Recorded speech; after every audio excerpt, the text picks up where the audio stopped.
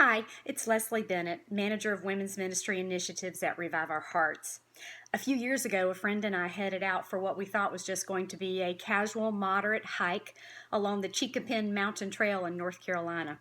It was mid-afternoon, and as the sun began to set and the daylight turned to dusk, we looked around and saw that the end of the trail was nowhere in sight. We tried retracing our steps, but to no avail. We lost all sense of direction and realized we were lost.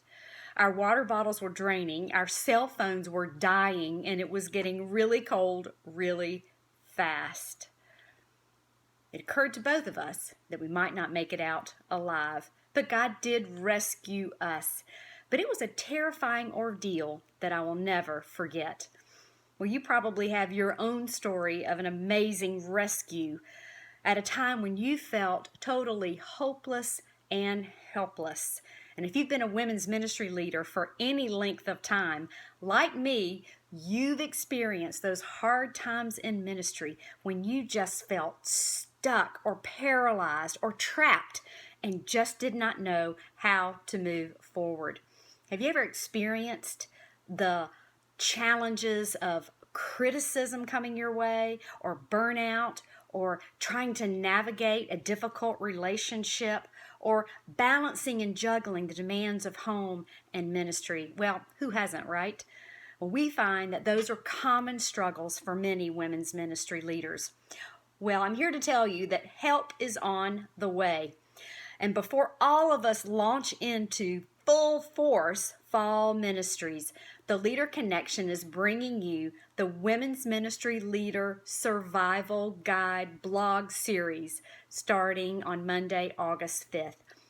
And each Monday and Thursday throughout the month of August, you'll be hearing from a key women's ministry leader who will share her number one tool, really not just for surviving in ministry, but for thriving in ministry. And Nancy DeMoss Walgamuth is going to lead off talking about those seasons when a women's leader feels that she has nothing left to give. I cannot wait for you to hear Nancy's heart. So if you haven't already, subscribe to the Leader Connection blog at reviveourhearts.com/leaders so that you won't miss one of the survival tools, and share them with your friends who could also use these tools in their ministry belts. And we want to hear from you throughout this month. Let's huddle up on the Leader Connection blog, or let's meet up over on the Revive Our Hearts Women's Leader Facebook group and share all of our survival tips with each other. I know there's a lot that I can learn from you.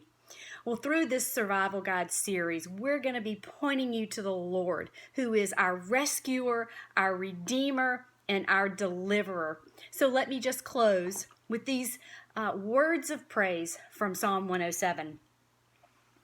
Oh, give thanks to the Lord, for he is good, for his steadfast love endures forever. Let the redeemed of the Lord say so, whom he has redeemed from trouble. They cried to the Lord in their trouble, and he delivered them from their distress. He sent out his word and healed them and delivered them from their destruction. Let them thank the Lord for his steadfast love, for his wondrous works to the children of man, and let them offer sacrifices of thanksgiving and tell of his deeds in songs of joy. Amen.